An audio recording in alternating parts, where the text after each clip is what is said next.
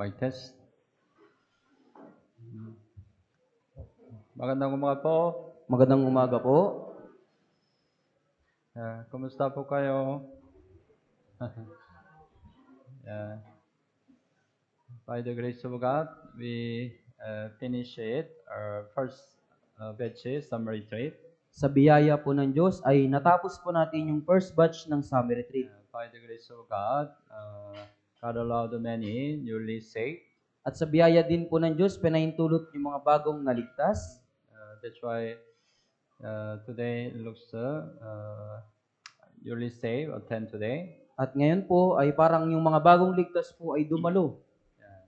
I really welcome newly saved today. At talagang wini-welcome ko po yung mga bagong naligtas. So please continue pray for them to continue they can live a Christian life. Kaya pakiusap, patuloy nyo pong ipanalangin sila upang makapagpatuloy po sila sa kanilang buhay Kristiyano. First batch, the result I will tell you. Sasabihin ko din po sa inyo yung resulta ng first batch. The Philippine Light World Mission total we had a summer retreat in 7 places. Meron po tayong summer retreat sa 7 lugar. Total attendees 5,069. Yung total attendees po ng first batch ay 5,069. And 555 were baptized. At 555 po yung nabautismuhan. But we belong to Manila region. Pero tayo po ay nabibilang sa Manila region. Manila region, 2,344 attendees. At yung dumalo sa Manila region ay 2,400 attendees. And 271 were baptized. At 271 po yung nabautismuhan. Our church, how about our church? Paano naman kaya sa ating church? You want to know, right? Gusto niyo pong malaman? Our church, total attendees, 284. Yung ating church, kabuuang attendees po, 284. And among them, 74 newcomer, new invitee. At kabilang po dito ay 74 na mga invitees. And then the total 37 were baptized. At 37 ang nabautismuhan. But don't think the summer retreat already finished. Pero wag niyo pang isiping tapos na ang summer retreat. As you know, we still have second batch, right? Gaya ng inyong nalaman, meron pa po tayong ikalawang batch. From April 17. Magmula ngayong April 17. Especially as you know, we set our goal, right? Gaya po ng inyong nalaman, tayo po yung nagtakda ng ating goal. 350. Yung 350. But we couldn't accomplish it, right? Pero hindi pa po natin ito naisa sa katuparan. But we still have the chance. Pero meron pa rin tayong We pagkakataon. can still evangelize second batch. Pwede pa rin tayong mag-evangelize sa ikalawang batch. Second batch, right? The better situation, right? Good schedule, right? Holy Week. Kaya mas mabuti po yung sitwasyon po ng ikalawang batch. So let's continue evangelize. Kaya patuloy po tayong mag-evangelize. And also, if there are some brethren who didn't attend first batch, you can attend second batch. At kung meron pong ilang mga kapatid na hindi nakadalo ng first batch, pwede po kayong dumalo sa second batch. So let's continue, right? Evangelize. Kaya patuloy po tayong mag-evangelize. And let's accomplish our goal, 350. At isakatuparan po natin yung ating goal na 350. Okay po? Okay po ba? Yeah. Okay, bago po tayo magsimula, manalangin po tayo. Mahal namin Ama na mahabagin at magpapala, salamat po sa pagligtas sa amin mula sa kasalanan at pagkawasak. Salamat po sa pagkabay sa aming buhay na Kristiyano hanggang ngayon. Salamat po sa pagbigay mo sa amin ng dakilang pagkakataon na mag-aral ng salita ng Diyos. Hiniling po namin na buksan mo ang aming puso at tainga sa salita ng Diyos. Naway maunawaan namin ang salita ng Diyos sa pamamagitan ng tulong ng Banal na Espiritu. Pakiusap, maunawaan namin ng kalooban ng Diyos sa pamamagitan ng salita ng Diyos. Mula sa simula hanggang sa matapos, kami ay nagtitiwala lamang sa iyong habag at biyaya. Ito po ang aming dalangin sa pangalan ni Jesus. Amen. Okay, buksan mo ang Biblia, Jeremiah chapter 10. Jeremias po, chapter 10. Jeremiah chapter 10, 23. Chapter 10, verse 23.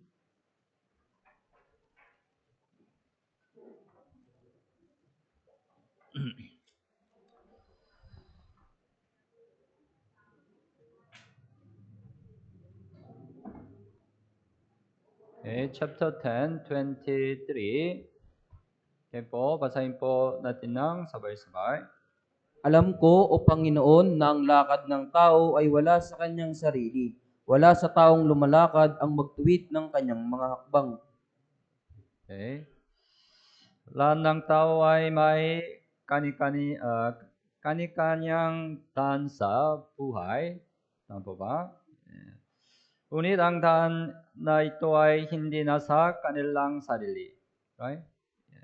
Right? Sinabi ng Biblia, ang lakad ng tao ay wala sa kanyang sarili.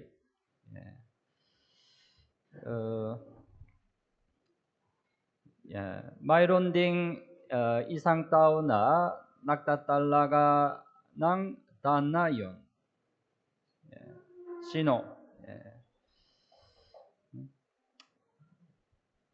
Who determine the way of a man? Sino po yung nagtakda ng lakad ng tao? Okay, buksan mo ang Biblia, awit 37.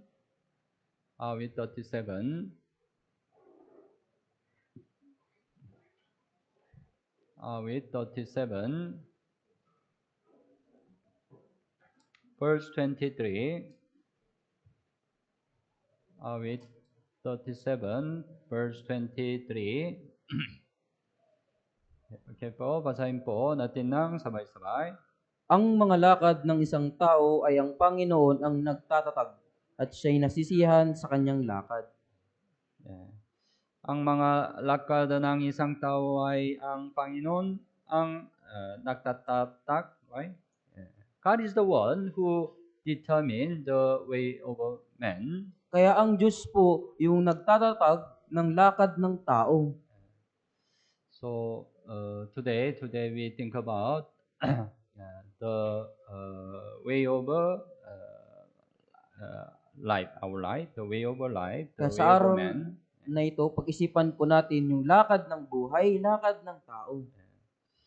Ang Diyos ay nagtakda sa harap ng tao ang dalawang daan.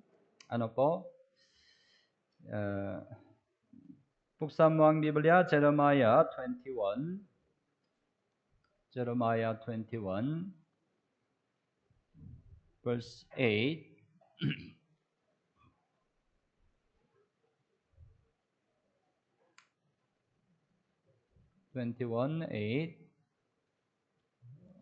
So, basahin po natin ng sabay-sabay. At sa sambayanang ito ay sasabihin mo, ganito ang sabi ng Panginoon, inilalagay ko sa harapan ninyo ang daan ng buhay at ang daan ng kamatayan. Inilalagay ko sa harapan ninyo ang daan ng buhay at ang daan ng kamatayan. Right? Originally, we stand in the way of death before we get to salvation. Sa katunayan po, nakatayo tayo sa daan ng kamatayan bago tayo maligtas. But when we get to salvation, we transfer to the way of life. Pero nang magkaroon tayo ng kaligtasan, lumipat po tayo sa daan ng buhay. The man who stand in the way of death will go to eternal hell in the end. Ang taong nakatayo sa daan ng kamatayan po mapupunta sa walang impyerno sa huli. But the one who stand on the way of life will go to eternal heaven. Pero ang taong nakatayo sa daan ng buhay ay mapupunta sa walang hanggang langit. It's amazing grace, right? We already moved to the way of life. Isang kamangha-manghang biyaya po na nakalipat na tayo sa daan ng buhay. So, right, there are two ways, right? Kaya meron pong dalawang daan. Una, pag-isipan natin ang daan ng mga hindi ligtas, daan ng mga hindi ligtas. Ang mga hindi ligtas sa mundong ito ay sumusunod sa mga magkamundong bagay at sa huli ay napupunta sa daan ng kamatayan. Efeso chapter 2, buksan mo ang Biblia, Efeso chapter 2, verse 2 and 3,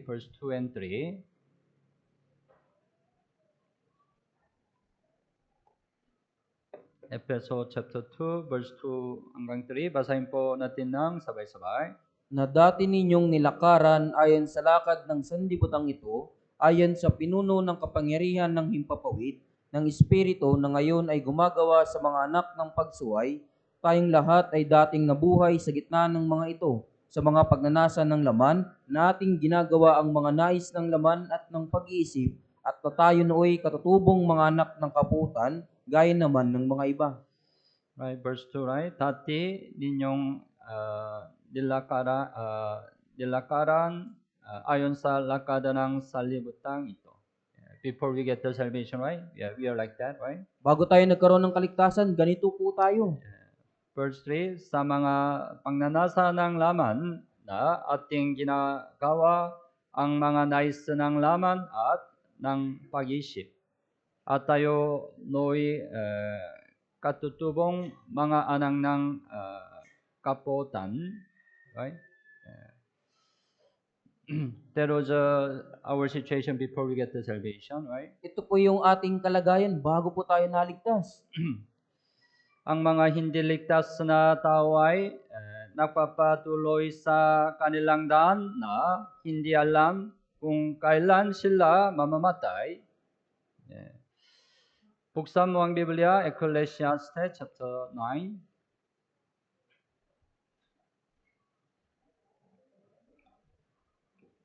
Chapter 9, verse 12.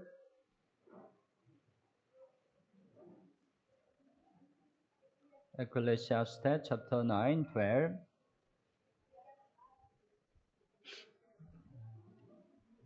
Chapter 9, 12. Basahin po natin ng sabay-sabay.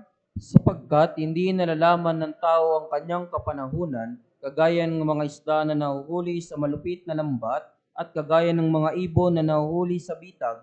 Gayon ang mga tao ay nasisilo sa masamang kapanahunan kapag biglang nahulog sa kanila. Hindi nalalaman ng tao ang kanyang kapanahunan, right? Anybody can die by accident, right? Sino mang tao ay maaaring mamatay ng biglaan. Kaya dapat silang ipanganak na muli sa lalong madaling panahon, right? Getting the salvation is that's why the most important to them, right? Kaya ngayong pagkakaroon ng kaligtasan po yung pinakamahalaga para sa kanila. Buksan mo ang Biblia, Lucas chapter 13. Lucas chapter 13.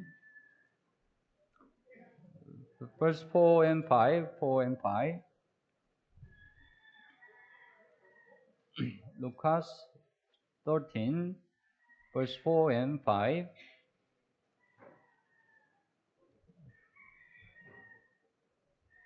Okay, basahin po natin ng sabay-sabay.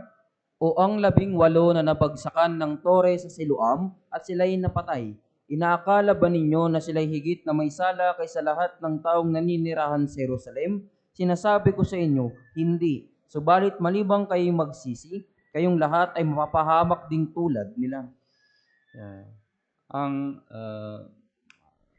Verse 4, right? Ang 18 na nabagsakan ng tore sa Siloam at sila'y napatay. Right? It was a great accident. They died, right? Ito po isang malaking aksidenteng namatay po sila. Then people thought maybe they died because they have a great sin. At ang akala ng mga tao, siguro namatay sila dahil meron silang malaking kasalanan. Then sinabi ni Jesus, right? Verse 5. sinabi ko sa inyo, hindi. Subalit maliban kayo'y magsisi, kayong lahat ay mapapahamak ding tulad nila. It is not just because of they have a great sin. Hindi po ito dahil lamang meron silang malaking kasalanan. Unsaved people, they can die at any time. Yung taong hindi ligtas, pwede silang mamatay anumang oras. Anybody can die by accident. Sino man po'y pwedeng mamatay ng aksidente. Kung minsan, pinapayagan ng Diyos ang mga sakuna sa klima, kagaya ng lindol, bagyo, tama? You heard last time meron malakas na lindol, Myanmar. Nabalitaan niyo po yung malakas na lindol sa Myanmar? Many people died, right? Maraming tao po yung namatay. Yeah, anybody can die, though. Especially unsaved people, anybody can die accidentally, right? Lalo na po sa mga hindi ligtas, sino man po yung maaaring mamatay ng aksidente. Yeah. Kaya ang mga hindi naligtas ay hindi alam kung kailan sila mamamatay. Ang daan ng mga hindi naligtas ay isang daan ng buhay kung saan hindi alam kung ano ang mangyayari kahit sa loob ng isang araw. Tama? Sinabi ng Biblia, buksan mo ang Biblia, Kaikan 27, verse 1.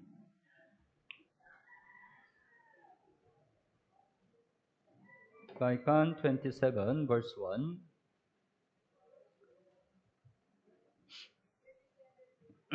Okay. Yeah, basahin po natin ng sabay-sabay. Huwag mong ipagyabang ang kinabukasan sapagkat hindi mo alam kung ano ang dadalhin ng isang araw. Yeah. Huwag mong ipagyabang ang kinabukasan. Tama? Yeah. Tomorrow is not yours, right? Ang bukas ay hindi sa'yo. Sapagkat hindi mo alam kung ano ang dadalhin ng isang araw. Yeah. Ang mga hindi naligtas ay dapat magsisi at maligtas sa lalong madaling panahon. Yeah. And our side, right? That's why our side, we have to try our best to save the lost soul. Kaya para sa ating panig, gawin natin yung makakaya nating magligtas ng mga nawawalang kaluluwa. Because they can die at any time. Dahil sila ay pwedeng mamatay anumang oras. Pag-isipan natin ang daan ng mga naligtas.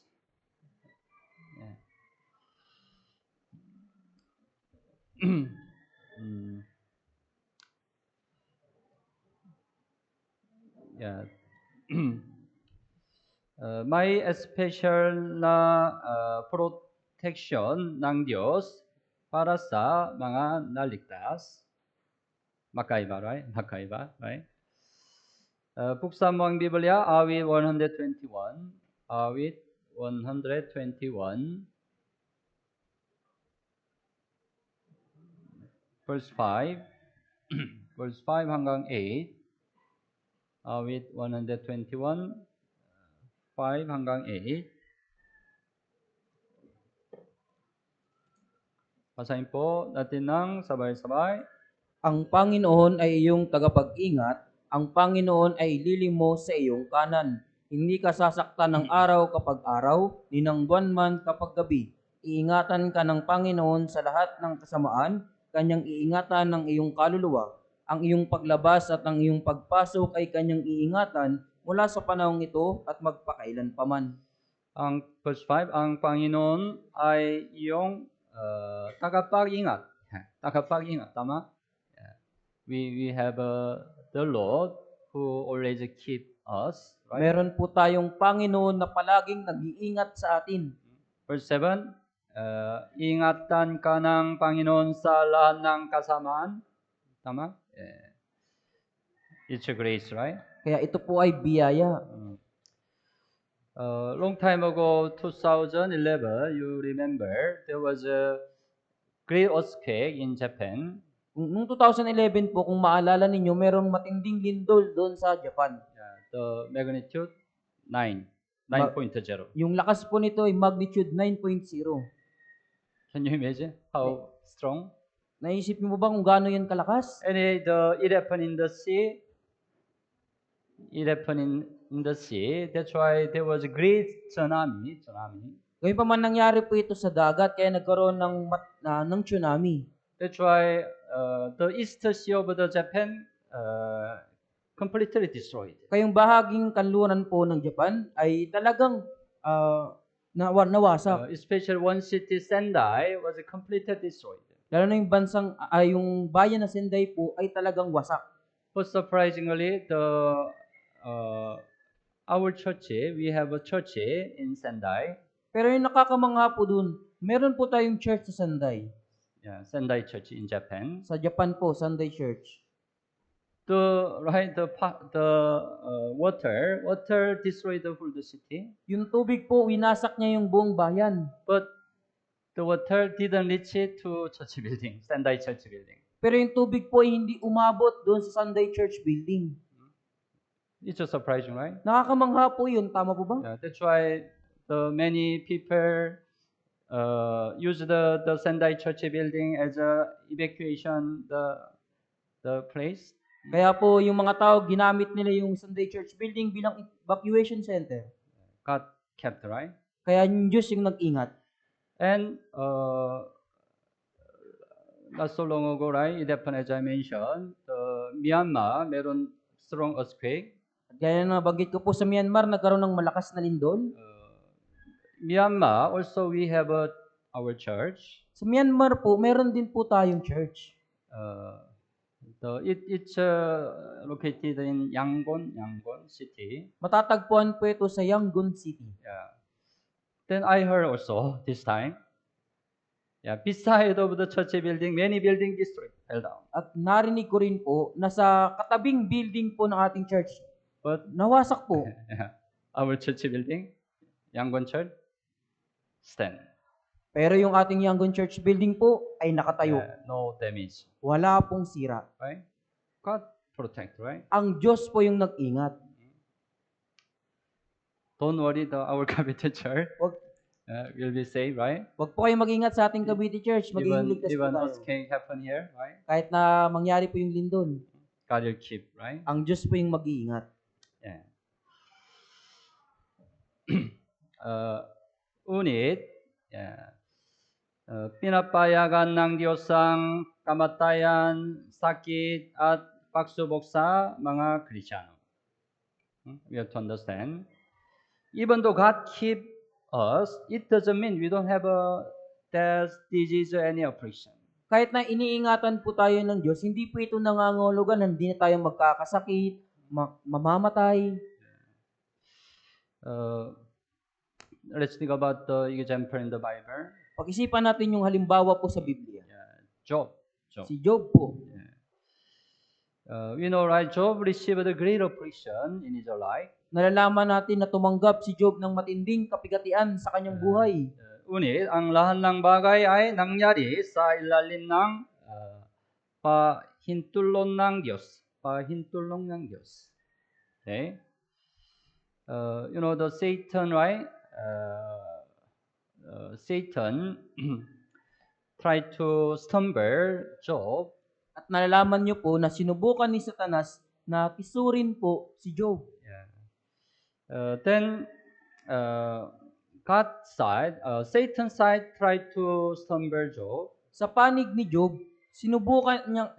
Satanas, sinubukan niyang tisurin si Job. But God's side, God allowed the works of Satan. Pero sa panig naman ng Diyos, pinahintulot niya po yung pagkilos ni Satanas. Because God wanted to test Job. Dahil nais ng Diyos na subukin si Job. God wanted to test the heart of Job. Nais na subukin ng Diyos yung puso ni Job. That's why when Satan asked, some part God allowed. Kaya nung hiniling ito ni Satanas, yung ilan po dito ay pinahintulot ng Diyos. Job chapter 1. Job chapter 1.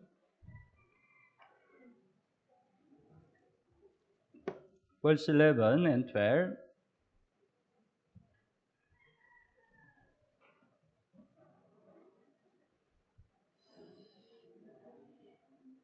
Okay, chapter 1, 11 and 12, basahin po natin ng sabay-sabay. Ngunit pagbuhatan mo siya ngayon ng iyong kamay, galawin mo ang lahat ng pag-aari niya at susumpain kanya ng mukhaan. At sinabi ng Panginoon kay Satanas, ang lahat ng pag-aari niya ay nasa iyong kapangyarihan, subalit wag mo lamang siyang pagbubuhatan ng iyong kamay. Sa gayoy umalis si Satanas sa harapan ng Panginoon. Right, so Satan said, verse 11, stretch out your hand and touch all that he has, and he will surely curse you to your face. Sinabi ni Satanas sa verse 11, pagbuhatan mo siya ngayon ng iyong kamay, galawin mo ang lahat ng pag-aari niya at susumpain kanya ng mukhaan. Job served you well because you blessed him. Pinaglilingkuran ka ni Job dahil pinagpapala mo siya. But if touch all that he has, maybe he will curse you. Pero kung gagalawin mo ang lahat ng pag-aari niya, marahil susumpain ka niya. Then God allow, right? Kaya pinahintulot ito ng Diyos. But God allow, not complete, not full, just some part God allow. Pero hindi po ganap na pinahintulot ito ng Diyos, yung iilan lang po.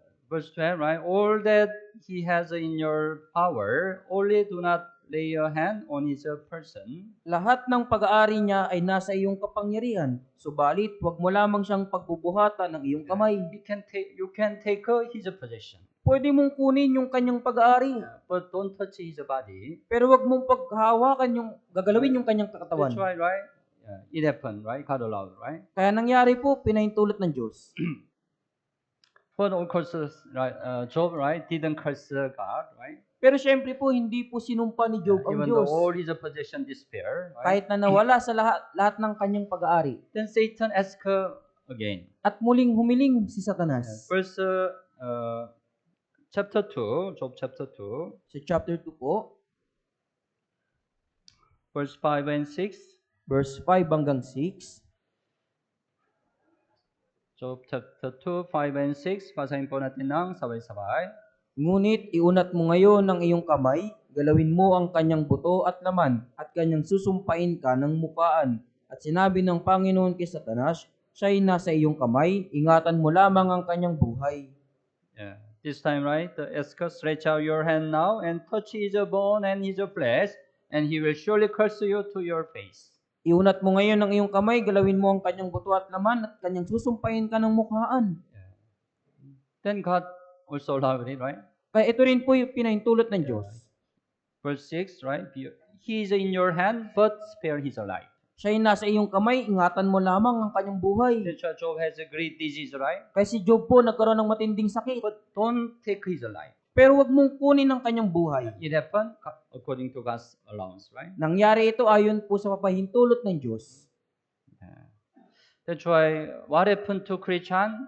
It happened according to God's will, God's allowance. Kaya anuman yung nangyayari sa mga Kristiyano, ito po ay nangyayari dahil pinapahintulot ito ng Diyos.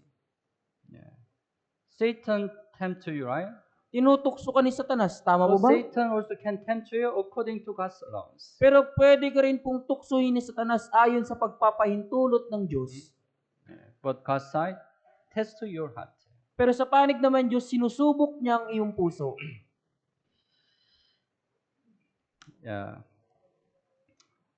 Uni minsan pinapayagan ng Diyos ang kamatayan ng mga Kristiyano, right?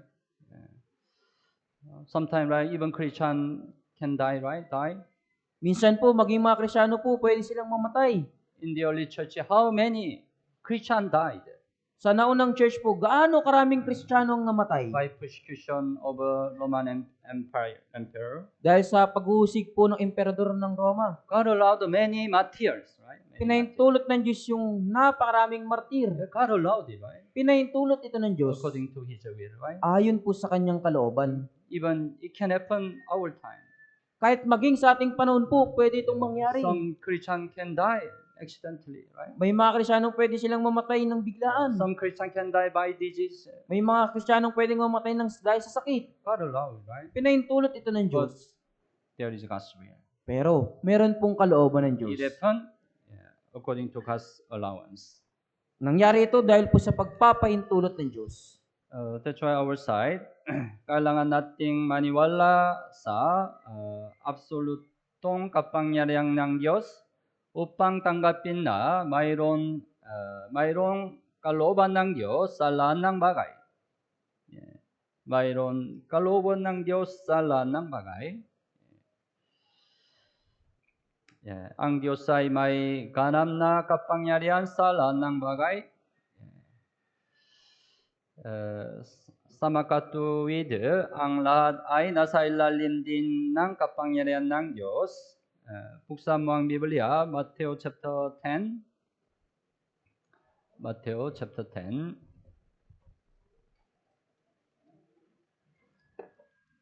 Verse 29 hanggang 31. 29 hanggang 31.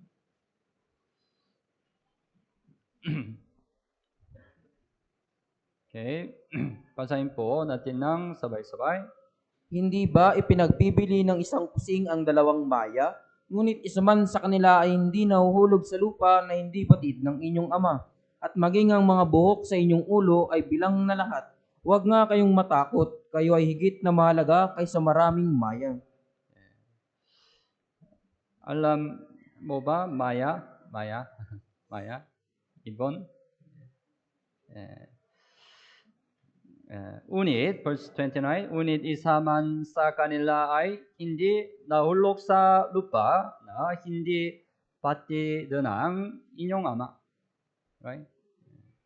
The sparrow, very small bird, right? Yung mga maya po, napakaliit nilang ibon. Even this small bird, right, can fall when God allow, right? Kaya maging ang maliit na ibon ito, pwede siyang mahulog kung ipaintulot ng Diyos. 31, that's why sinabi ni Jesus, huwag nga kayong matatakot. Kayo ay higit na mahalaga kaysa maraming maya. Tama? Yeah. You are much precious than the sparrow. Tayo higit na mas mahalaga kaysa sa maya. So, whatever happened to us, God allowed. Kaya anuman ang nangyayari sa atin, ipinapaintulot ito ng There is Diyos. God's will. Merong kalooban ng Diyos. Dapat tayong maniwala na mayroong mabuting kalooban ng Diyos sa lahat ng mga bagay. Mabuting kalooban ng Diyos. Ang interes ng Diyos ay hindi para sa kaligayahan sa mundong ito, kundi para sa buhay sa walang hanggang sa langit. We have to keep in mind this fact. Kailangan po nating tandaan ng katotohanan ito. Many difficulty, problem can happen in our life, right?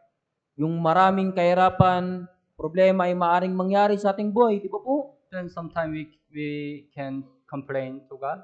Katapos minsan po, tayo ay nagrereklamo sa Diyos. Why God allow this situation, this problem, difficulty in my life? Bakit pinaintulot ng Diyos ang kapigatan ito, ang problemang ito, ang kahirapang ito sa aking buhay? There is God's will, right? Meron pong kalooban ng Diyos. Yeah. God's interest is not in this world. Yung interest po ng Diyos, hindi po sa sanlibutan God's ito. interest is in eternal heaven. Yung pansin ng Diyos po ay sa walang hanggang langit. That's why God allow many problem, difficulty in our life. Kaya pinapaintulot ng Diyos ang maraming problema, kahirapan sa ating buhay. Ang Diyos ay nagdadala ng lahat ng bagay upang makamit ang kabutihan sa huli.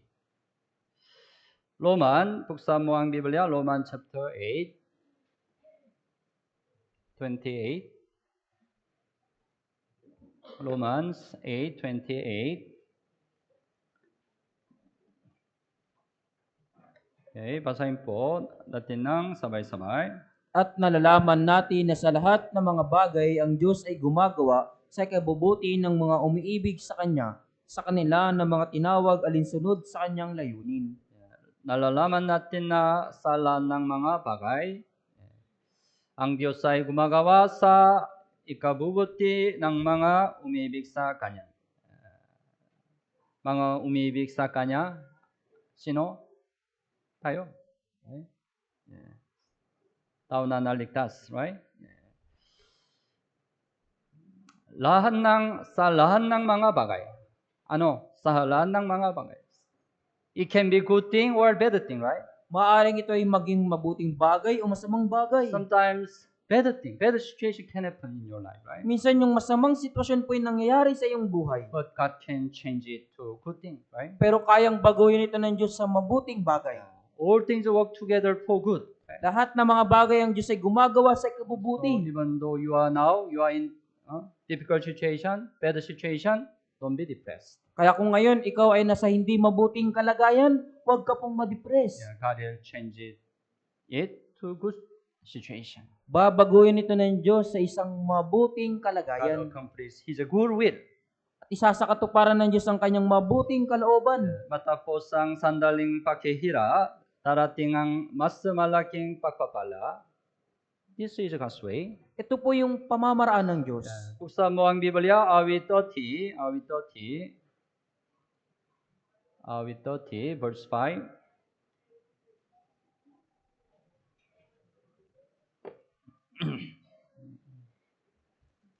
Awit 30, verse 5. Okay, basahin po natin ng sabay-sabay. Sapagkat ang kanyang galit ay sandali lamang at ang kanyang paglingap ay panghabang buhay. Maaaring magtagal ng magdamagang pag-iyak, ngunit sa kinumagahan ay dumarating ang galak. Maaaring magtagal ng pagdamag ang pag-iyak, ngunit sa kinaumagahan ay dumarating ang galak. Tama? Yeah. Sa wakas, nais ng Diyos na bigyan tayo ng magagandang bagay. Yeah. You experienced pandemic. Naranasan niyo po ito nung nakaraang pandemya. Many people suffer a lot of difficulties. Maraming tao yung nagdusa ng maraming kahirapan. But you know, right? During pandemic, many people got the salvation. Pero alam niyo po, sa panahon ng pandemya, maraming tao po ang naligtas. Maybe here also, many brethren got the salvation in the last pandemic. Marahil karamihan din po sa mga kapatid dito, naligtas nung pandemya. Because before pandemic, right? They don't have time to listen to the Bible seminar. Dahil di ba po yung bago yung pandemya, wala silang oras para makinig ng Bible seminar. They are always busy. Palagi po silang abala. Next time. Sa susunod na lang. But pandemic, right? We met the complete lockdown. At tumarap tayo sa pandemya, yung ganap na lockdown. Right. They have to stay in the house. Kailangan nilang manatili sa bahay. Then they have no excuse. Kung gayon, wala na po silang magiging dahilan. Right? No more busy in the house, right? Hindi na po magiging busy sa bahay. That's why they watch the Bible seminar. Kaya nakinig sila ng Bible And seminar. because of difficulty, their heart become more humble. At dahil sa kahirapan, yung puso nila naging higit na mababa. Right? Tama mo ba? Many people got the salvation. Kaya maraming tao po yung naligtas. God changed the bad situation to the blessing, real blessing, right? Kaya binago ng Diyos ang masamang sitwasyon sa isang mapagpapala. And several years ago, there was also great earthquake in Davao. It frequently happened in Davao, right? At ilang taon na po yung nakalipas, madalas po nangyayari yung malakas na lindol sa Davao. I heard last time the Davao Church pastor. Narinig ko rin po sa nakaraan po yung pastor ng Davao. After great earthquake happened, many people attended the Bible seminar. Pagkatapos po ng matinding lindol, maraming tao po yung dumalo ng Bible seminar. Because some people, right, they already watched the Bible seminar. Dahil yung ilan sa kanila po, nakapanood na ng Bible seminar. They know the great lindol is one of the sign of the end of age, right? At nalaman nila yung malakas na lindol ay isa sa mga tanda ng katapusan ng panahon. Then they are also shaking. Kaya yung kanilang puso po ay nabagbag din po. Fear. Natakot po sila. It happened. It's Nangyari. a sign. Yeah. That's why they attend again the Bible seminar. Kaya muli silang dumalo ng Bible seminar. Yeah. Pinapayagan ng Diyos ang mga pagdurusa sa mundong ito dahil ang mga bagay na nais ibigay ng Diyos sa atin ay hindi mula sa mundong ito, kundi ang mga pagpapala sa langit. halimbawa sa Biblia, buksan mo ang Biblia, Gawa chapter 8.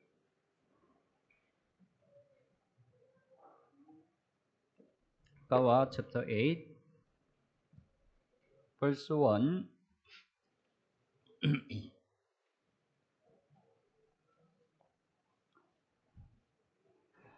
Gawa chapter 8, verse 1. Okay, basahin po natin ng sabay-sabay. Saulo ay sumang-ayon sa pagpatay sa kanya. Nang araw na iyon, nagkaroon ng malawakang pag-uusig laban sa iglesia na nasa Jerusalem, at lahat ay nagkahiwa-hiwalay sa buong lupain ng Judea at Samaria, maliban sa mga apostol. Yeah. Right? Yeah. Nagkaroon ng malawakang pag-usig laban sa iglesia na nasa Jerusalem. This time, there was a church in Jerusalem, only one church in Jerusalem. Sa pagkakataong ito, meron lamang isang church sa Jerusalem. But there was great persecution in Jerusalem church. Pero nagkaroon ng matinding pag-uusig sa iglesia ng Jerusalem. It looks a bad situation, right? At parang yun po yung masamang sitwasyon, di ba Why po? God allow great persecution to church? Bakit pinaintulot ng Diyos ang matinding pag-uusig sa loob ng iglesia? Anong nangyari? Lahat ay nakahiwalay sa buong lupain ng Judea at Samaria, right? Yeah. But God changed it to good thing. Pero pinalitan ito ng Diyos sa mabuting bagay. Gawa chapter 8, verse 4. Gawa chapter 8, verse 4. Basahin po natin ng sabay-sabay. At ang mga nagkawatak-watak ay naglakbay na ipinangangaral ang salita. What they did when they are scattered. Ano What yung they kanilang ginawa nung sila'y nagkawatak-watak? Yeah. They preached the gospel to other place. Ipinangaral nila yung salita sa ibang mga lugar. That's why, because of this thing, the gospel preached to many places. Kaya dahil po sa bagay na ito, naikalat po sa maraming lugar yung salita. All things work together for good, right? Ang lahat, ang Diyos ay gumagawa sa ikabubuti. That's God's will, right? Yan po yung kalooban ng Diyos. Yeah. So, sometimes some problem happen in your family. Minsan po, may nangyayari sa inyong pamilya. Sometimes family member got the great disease. Minsan, yung membro ng inyong pamilya nagkaroon ng matinding sakit. It looks a bad situation, right? At parang napakasamang sitwasyon iyon. But God can change it to the blessing. Pero kayang baguhin ito ng Diyos sa pagpapala. Because of some problem in your family heart will be humble. Dahil sa mga problema ng inyong pamilya, yung puso ng inyong pamilya ay bababa. Then the gospel can enter to your family. Kung gayon yung ebanghelyo papasok sa inyong pamilya. One of family, very stubborn heart. Kung yung pamilya mo napakatigas ng puso, But got the great disease. pero nagkaroon ng matinding sakit, Then the heart will be humble, right? kung gayon yung kanyang puso magiging mababa. Then listen to the word of God, right? At makikinig siya ng salita ng Diyos. Got the salvation, right? Magkaroon ng kaligtasan. It's God's will, right? Yan po yung kalooban ng All Diyos. things work together for good. Ang Diyos ay gumagawa ang Diyos ay sa lahat ng mga bagay ay gumagawa. At ang Diyos ay direktang nakikialam sa daan ng ating buhay. Halimbawa, sa Biblia, si David ay nakatakas mula sa mga kamay ni Saul sa tulong ng Diyos. Buksan mo ang Biblia, unang Samuel chapter 23.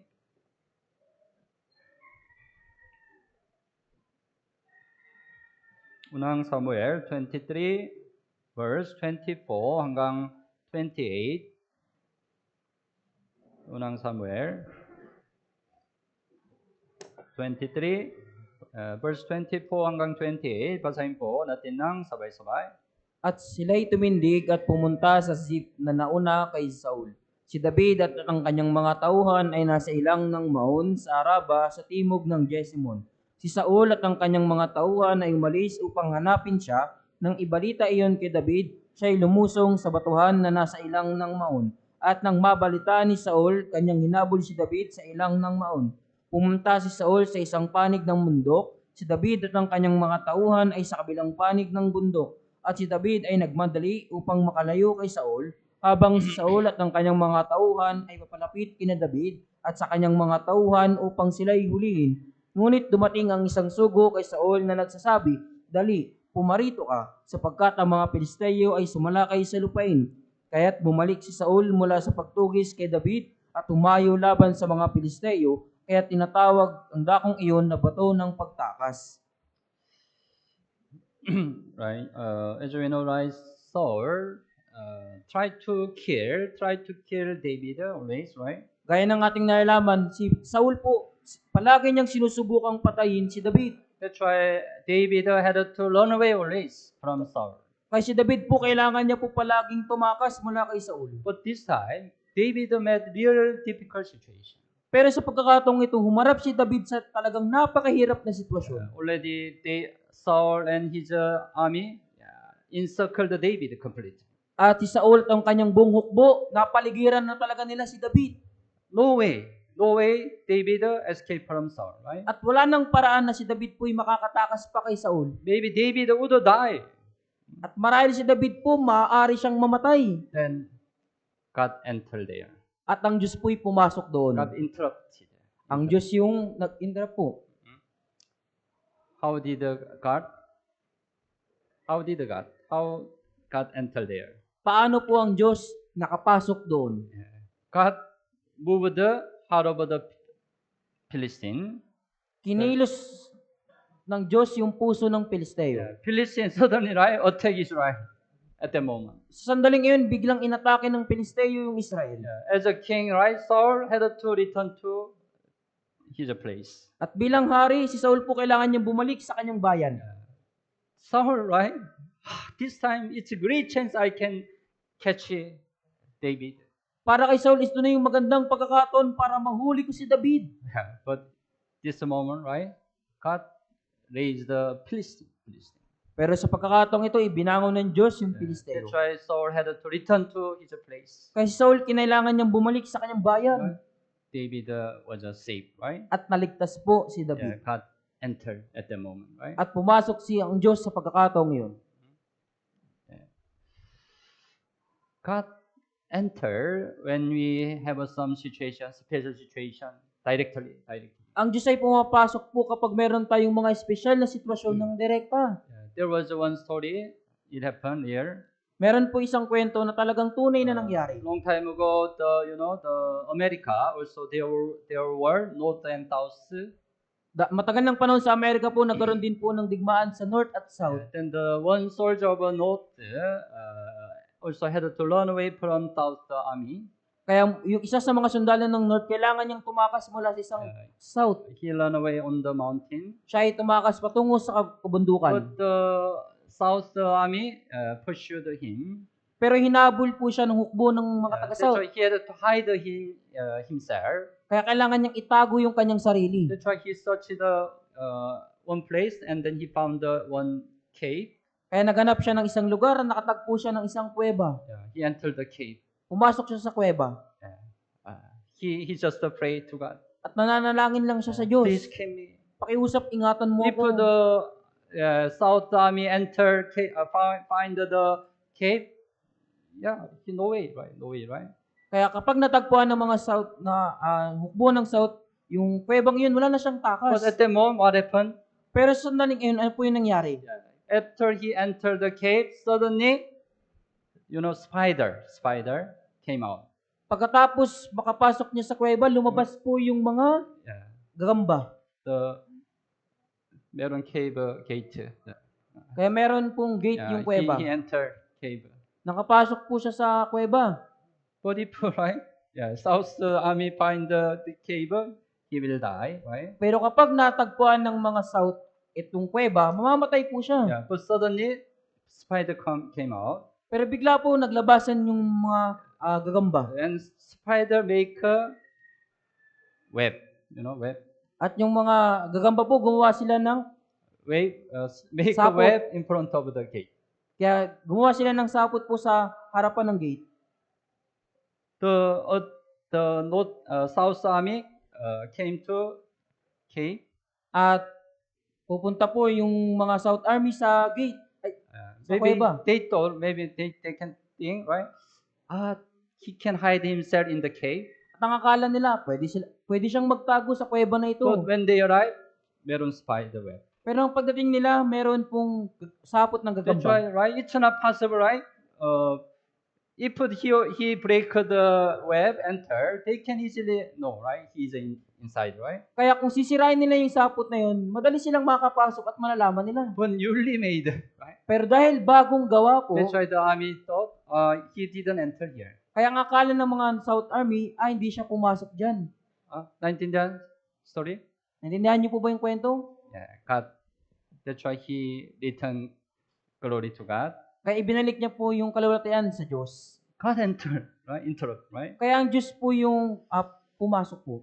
Yeah. Sa kabila ng ating mga desperadong situation, ang Diyos ay nagbibigay ng daan. So whatever situation you are, God will make a way.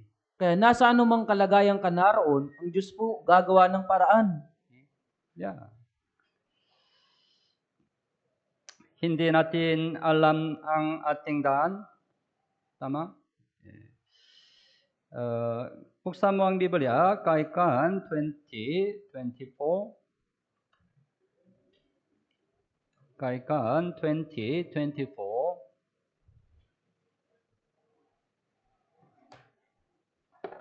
Kaikan 20:24. Okay, basahin po natin ng sabay-sabay.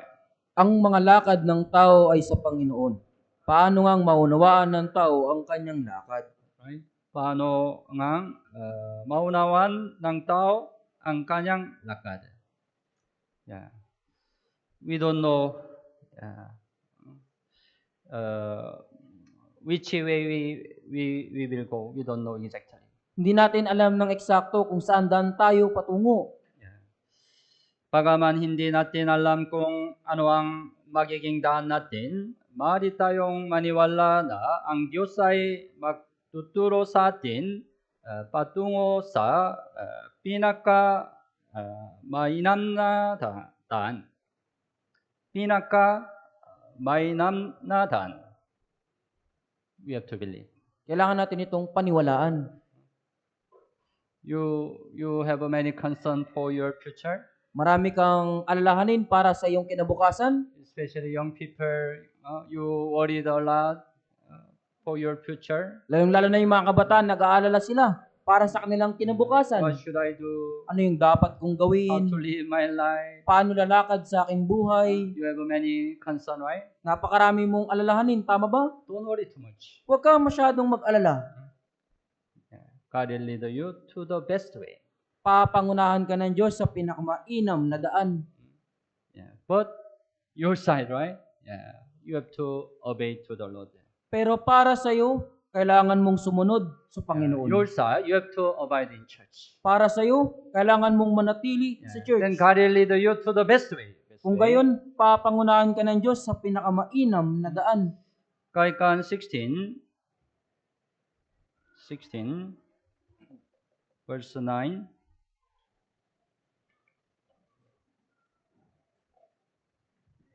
Kaikan 16:9. Also, basahin po natin ng sabay-sabay. Ang puso ng tao ang nagpapanukala ng kanyang daan, ngunit ang Panginoon ang nangangasiwa ng kanyang mga hakbang. You have a many plan in your heart, right? Marami rin po kayong plano sa inyong puso. Of course, it's needed you have a plan. Siyempre po kailangan na magkaroon ka ng plano. It's better you have a plan rather than you don't have any plan. Mas mabuti na po na meron kang plano kaysa naman wala kang plano. But whatever plan you have, there is a more important thing. Pero anumang plano meron ka, merong higit na mas mahalagang bagay. The Lord. God must lead your way. Ang Panginoon, ang Diyos ang dapat manguna sa iyong mga daan. If God does not lead you, your plan cannot be accomplished. Kung hindi ka pangungunahan ng Panginoon, yung plano mo, hindi yan matutupad. Kaya ang Diyos ang nagtuturo sa ating daan. Awit, buksan mo ang Biblia, awit 32. with 32 verse 8. With 32 verse 8. Okay. Basahin po natin ng sabay-sabay. Aking ipapaalam at ituturo sa iyo ang daan na dapat mong lakaran. Papayuhan kita na ang aking mga mata ay nakatitig sa iyo. Ituturo sa iyo ang daan ng dapat mong lakaran. Right? Don't worry, God will teach you the way you have to go. Huwag kang mag-alala, ang Diyos yung magtuturo sa iyo na sa daan na dapat mong lakaran. When you abide in church, Kapag nanatili ka sa church, God will teach you through the Word of God. tuturuan ka ng Diyos sa pamagitan ng salita ng Diyos. You just follow. Sumunod ka lamang. Then it is the best way in you. At ito yung pinakamainam na paraan para sa iyo. But the problem, our flesh sometimes doesn't want to follow. Pero ang problema, minsan yung ating laman, ayaw sumunod. Even though God teaches the way you have to go, you don't want to follow. Kahit na ituturin ng Diyos yung dapat mong lakaran, yung laman mo, ayaw sumunod. The way God teaches you is the best way. Yung daan na ituturo sa iyo ng Diyos, yung pinakamainam na paraan. But you don't believe. Pero hindi ka That's why you naniniwala. don't follow the way God teaches you. Kaya hindi ka sumusunod sa daan na itinuturo That's sa why you iyo. cannot be led to the best way. Kaya hindi ka mapapangunahan sa pinakamainam na paraan. Kung minsan, ang Diyos ay nangunguna sa ating daan na iba sa ating kalooban. Yeah, you have to know. You want to go this way, right? Di ba gusto niyo pong pumunta sa daang ito? But God want to lead you the other way. Pero nais ng Diyos na patnubayan ka sa ibang daan. Can be different from your thoughts. At ibang-iba mula sa iyong inaakala. Buksan mo ang Biblia, Mark 15. Marcos, Mark 15, verse 21 and 22.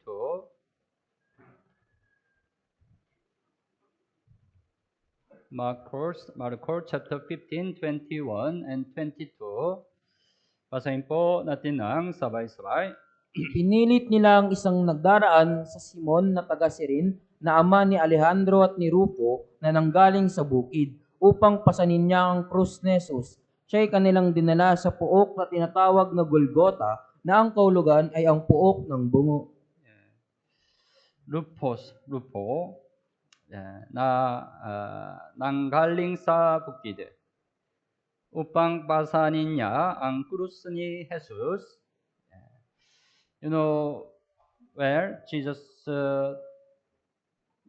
take up the cross, right? At nalaman niyo po, di ba? Pinasan ni Jesus ang kanyang krus. Jesus was whipped strongly more than 100 times. Si Jesus po, siya ay nilatigo ng higit sa 100 That's beses. why his body was destroyed, right? Kaya yung kanyang katawan po, laman na nawasak. But he had to take up the cross. Pero kailangan niya pang pasanin po yung krus.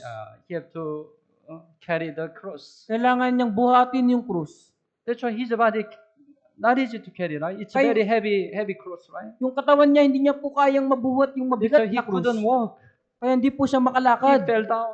Siya'y bumagsak. Fell down again. Bumagsak ulit. Then it happened. At nangyari po, Lupo. He came from province. si Rufo po nanggaling sa probinsya. It's not sure why he came to Jerusalem from province. Hindi po sigurado kung bakit siya napunta dito mula sa probinsya. But maybe he saw what happened. Marahil nakita niya po kung ano yung nangyari. Many people gathered. Maraming tao yung nagtipon. Then he wondered, why many people there? At nagtataka siya, bakit maraming tao dito? Maybe he looked at. Marahil tiningnan niya po iyon. Then Roman soldier called him. At bigla po siyang tinawag ng Romanong sundalo. Come on. Lapit ka. You look strong. Parang mas malakas ka. Malakas. You can carry the cross instead of Jesus. Buhatin mo yung krus sa halip na si Jesus. Right? Tama It po ba? happened, right? Nangyari po, He carried the cross instead of Jesus. siya yung nagpasan ng krus sa halip na si Jesus. But it changed his life. Pero ito yung nagpabago ng kanyang buhay. Accidentally, he met Jesus, right? At ng aksidente, nakilala niya si Jesus. Then maybe later, he got the salvation. At kalaunan siya ay nagkaroon ng kaligtasan. He became the precious man in church. Siya ay naging mahalaga sa maraming church. That's why his name was written. Let's go to Romans chapter 16. Kaya tingnan natin yung kanyang pangalan po nasulat sa Roma chapter 16.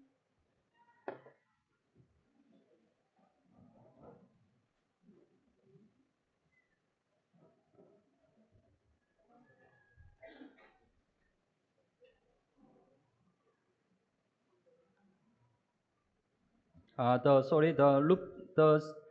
father, Lupus is the father of Simon. Si Simon po yung tatay ni Rufo. Verse 16, chapter 16, verse 13.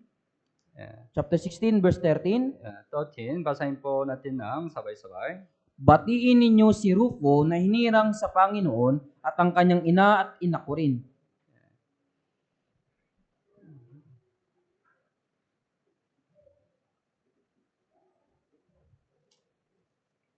Tama? Rufo. His name, Rufus' name was written here, right? Kaya yung pangalan ni Rufo po ay naisulat dito. That's why, anyway, through this event, he could be saved. Gayunpaman sa pangyayaring ito, siya ay naligtas. It changed his life completely, right? Ito yung ganap na nagpabago ng kanyang Anyway, buhay. God lead him different way. Gayunpaman, pinangunahan siya ng Diyos sa ibang paraan. So sometime, right, your life, you also experience. Minsan po, di ba nararanasan nyo din sa inyong buhay? Some came from province. Yung ilan sa inyo, galing po ng probinsya. Right? Maybe some, because of some reason, you came to work here at Cavite. Marahil sa ilang kadahilanan, kaya ka narito sa Cavite.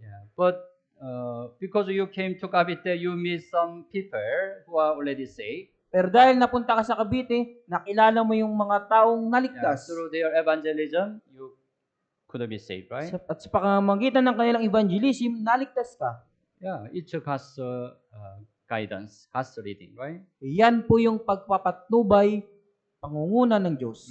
Even though we don't know what way we have to go, it's clear God always leads us. Kahit na hindi natin alam kung saan daan tayo patungo, palagi tayong pinangungunahan ng Diyos.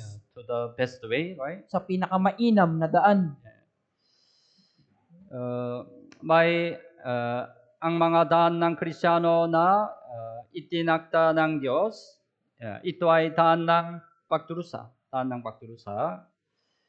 Buksan mo ang Biblia, Deuteronomy chapter 8. Deuteronomy chapter 8. Verse 2. Deuteronomy chapter 8, verse 2. Okay, basahin po natin ng sabay-sabay. At inyong alalahanin ang lahat ng paraan ng pagpapatnubay sa iyo ng Panginoon mong Diyos nitong 40 taon sa ilang, upang kanyang papagpakumbabain ka at subukin ka, upang malaman kung ano ang nasa iyong puso, kung iyong tutuparin ang kanyang mga utos o hindi. You know, right? After Israelite escaped from Egypt, God led them to the wilderness. At gaya ng inyong nalaman, pagkatapos na makatakas ng mga Israelita sa Egypto, pumunta sila sa ilang. God led them to the way of the wilderness. Pinangunahan sila ng Diyos sa daan ng ilang. For 40 years. Sa loob ng 40 taon. So what it means wilderness? Ano pong ibig sabihin ng ilang? It means the oppression. Ibig sabihin nito yung kahirapan, kapigatian. After we got the salvation, God also lead us to the wilderness. Pagkatapos ng kaligtasan, pinangunahan din tayo ng Diyos sa ilang. It's the life of oppression. Ito yung buhay po ng kapigatian. May daan ng ligaya, pagkatapos tayong maligtas, yan ang daan ng pagdurusa. Maraming pag-anip sa kadiliman, tulad ng mga ahas, scorpion at atake ng mga Amalekita at iba pa. Right? In the wilderness, right? There are a lot of oppression. Sa ilang po, napakaraming kahirapan. We also have many affliction after salvation, right? Tayo din po, napakarami nating kapigatian pagkatapos maligtas. Maraming dalhin tayo ng Diyos sa daan ng pagdurusa. Pagkatapos tayong maligtas, tulad ng mga problemang financial, sakit, mga problema sa pamilya, di ba pa? Right? Unirang dalhin ng pagpayak sa pagdurusa ay upang bigyan tayo ng mga pagpapala.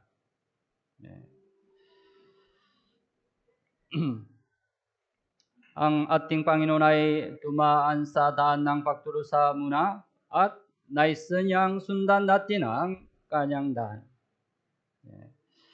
Buksan mo ang Biblia, unang Pedro chapter 2, unang Pedro chapter 2.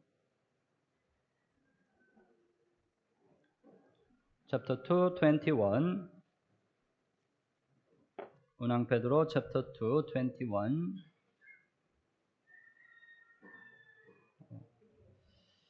Okay. Basahin po natin ng sabay-sabay. Sapagkat ukol dito kayo tinawag, sapagkat si Kristo man ay nagdusa alang-alang sa inyo, na kayo'y iniwanan ng halimbawa upang sumunod kayo sa kanyang mga yapak. Okay. Si Kristo man ay nagdusa alang-alang sa inyo. Okay? Na kayo'y iniwanan ng halimbawa upang sumunod kayo sa kanyang mga yapak. Hindi natin dapat iwasan ang pagdurusa, kundi dapat nating sundan ang daan ng pagdurusa. Dahil tunukoy ng Diyos ang daan ng pagdurusa.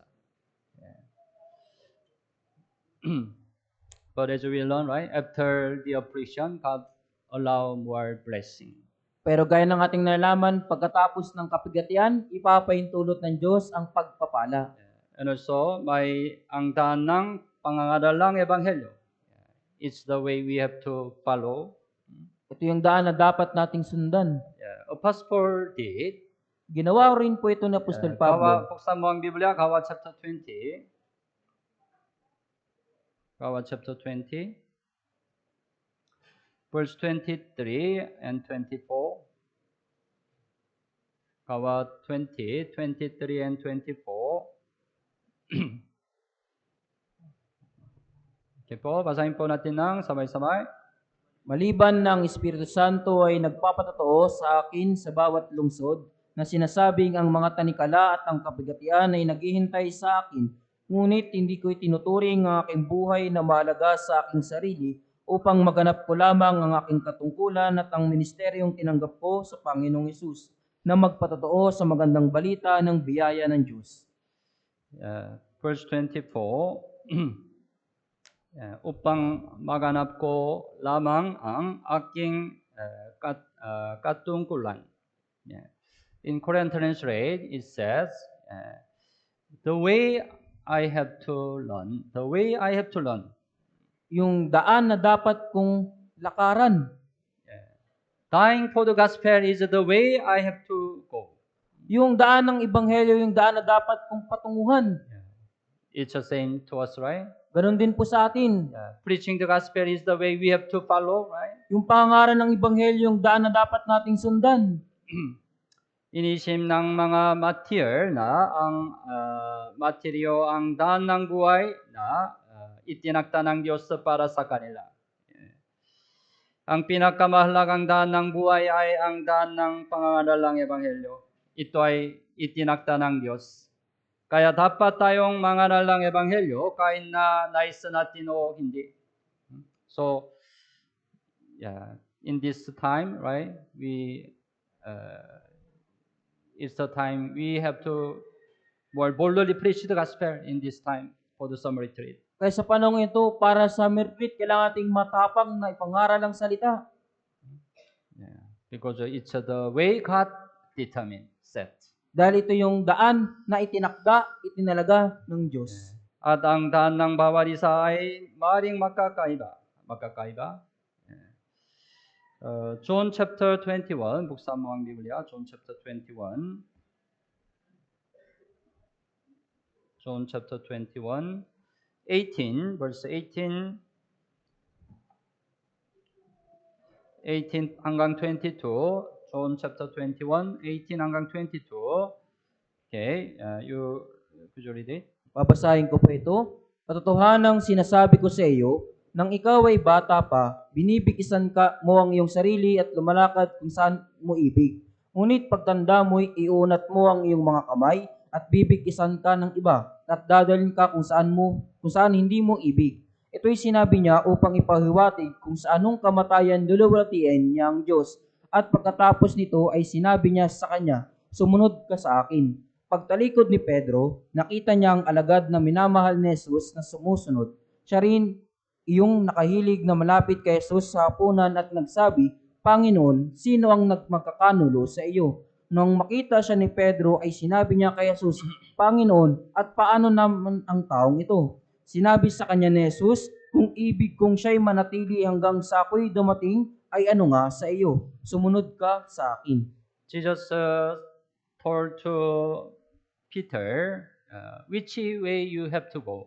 At sinabi ni Jesus kay Pedro kung ano yung daan niyang dapat lakaran. What will be his way in the end. Kung ano yung kanyang magiging daan sa huli. Yeah. Then, he also wanted to know what's the way of John, Apostle John. At nais niya ding malaman ano yung magiging daan ni Apostol Juan. Yeah. God tell you the way you have to go. Pagpalagay natin, tinawag ka ng Diyos at sinabi sa iyo yung daan mong dapat lakaran. Good, right? He become martyr, right? The Peter will be the martyr, right? He will die. Right? Pero si Pedro po dito, siya ay magiging martir. Mamamatay po siya. Mahirap. Mahirap po, di ba? The way he has to follow, mahirap. Right? Yung daan na dapat niyang sundan, mahirap po. That's why he wanted to know what will happen to Paul, the John. Kaya nais niya ding malaman, ano kaya yung mangyayari kay Juan? Yeah, suppose God tell you the way you have to go. Pagpalagay natin, sinabi ng Diyos sa iyo yung daan na dapat lakaran. It's a very difficult way. Yan ay napakahirap na daan.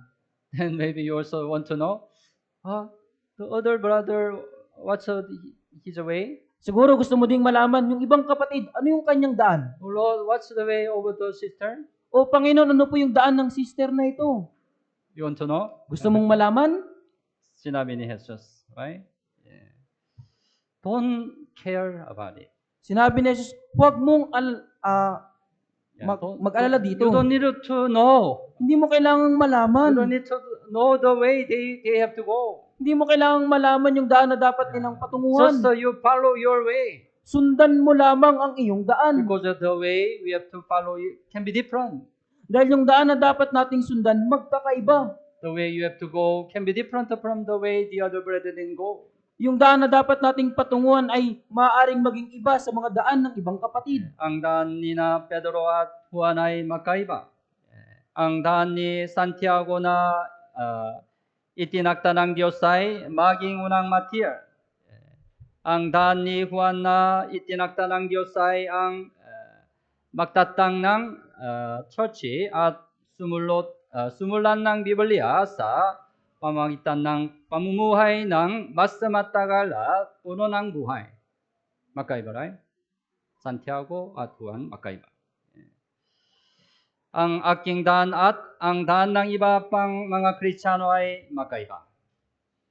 You just follow your own way, God determined. Sundan mo lamang ang iyong daan na itinakda ng Diyos. At ang daan ng pagdurusa ay maaaring maging magkaiba.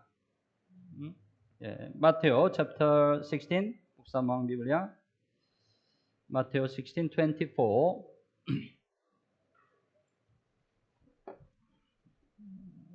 Matthew 16:24. Okay. Basahin po natin ng sabay-sabay. Pagkatapos ay sinabi ni Jesus sa kanyang mga alagad, kung ang sino man ay ibig sumunod sa akin, tanggihan niya ang kanyang sarili at pasanin ang kanyang krus at sumunod sa akin. To follow Jesus, there is a condition, right? Upang makasunod kay Jesus, meron pong kondisyon. Pasanin ang kanyang krus. Pasanin ang kanyang krus. Kanyang krus, right? Your affliction can be different from the affliction of other brethren. Yung kahirapan mo ay maaaring maging iba sa kahirapan ng ibang kapatid. Some brethren have looks small affliction. May mga kapatid na parang maliit yung kanilang But kahirapan. compare with them, you think your affliction great. Pero kumpara sa kanila, kung inisip mo, malaki yung kahirapan mo.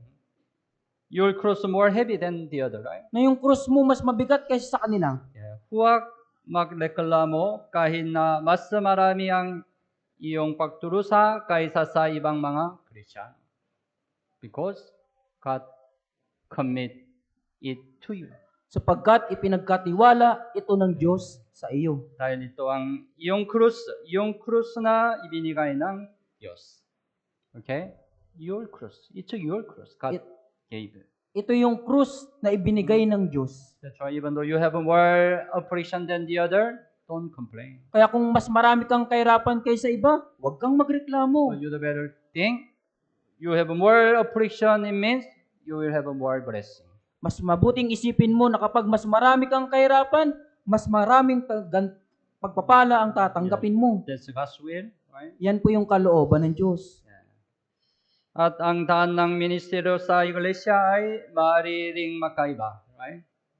That's why we have many kind of a ministry in church, right? Kaya napakarami nating paglilingkod sa loob ng church. So don't complain. Why I don't have this ministry? Kaya huwag kang magreklamo, bakit ganito yung aking ministry? There is no better ministry in church, right? Wala pong mas mainam na ministry sa loob ng All the church. ministry are same. Lahat ng ministry pare-parehas. Same important, precious. Pare-parehong mahalaga. Whatever ministry you have, the important thing, you try your best. Ano mang ministry na meron ka, ang mahalaga dito, gawin mo yung best mo. That's more important. Yan po yung mas That's why mahalaga. don't complain, why I don't have this ministry? Kaya huwag kang magreklamo, bakit may ganito akong ministry? Ang aming ministeryo ay nangmumula rin sa Diyos. Kailangan nating magpasalamat sa Diyos anuman ang ministeryo na ating ginawa sa church. Okay? The huling salita, buksan mo ang Biblia, awit 37. Awit 37.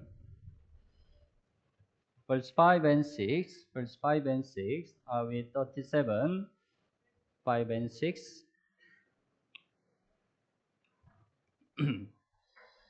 Okay. Basahin po natin ng sabay-sabay. Ipagkatiwala mo ang iyong lakad sa Panginoon, magtiwala ka sa Kanya at siya'y gagawa. Ang iyong pagiging walang sala ay pakikin niya ang gaya ng liwanag, at ang iyong pagiging matuwid na gaya ng katanghaliang tapat. Verse 5, ipagkatiwala mo ang iyong lakad sa Panginoon. It's the thing you have to do. Ito yung bagay na dapat mong gawin. Yeah. At siya ay gagawa. Right? Yeah. So,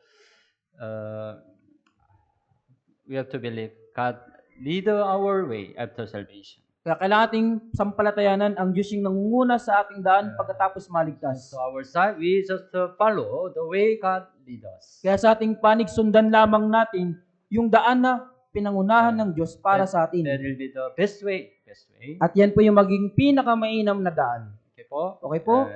Malanangin po tayo. Mahal namin Ama na mahabagin at magpapala. Salamat po sa pagligtas sa amin mula sa kasalanan at pagkawasak. Salamat po sa pagbigay mo sa amin ng dakilang pagkakataon na mag-aral ang salita ng Diyos. Salamat po sa maunawa ng kalooban ng Diyos sa pamamagitan ng salita ng Diyos. Hiniling po namin na sundin natin ang salitang natutunan natin ngayon. Tulungan mo po kami na mabuhay ng higit na sumusunod sa iyo sa taong ito. Salamat sa pagligtas ng maraming kaluluwa sa nakarang unang summer retreat. Naway matulungan ang mga bagong naligtas na manatili sa loob ng church. Tulungan mo rin kami na maraming kaluluwa ang maligtas sa darating na ikalawang summer retreat. Ito po ang aming dalangin sa pangalan ni Jesus. Amen.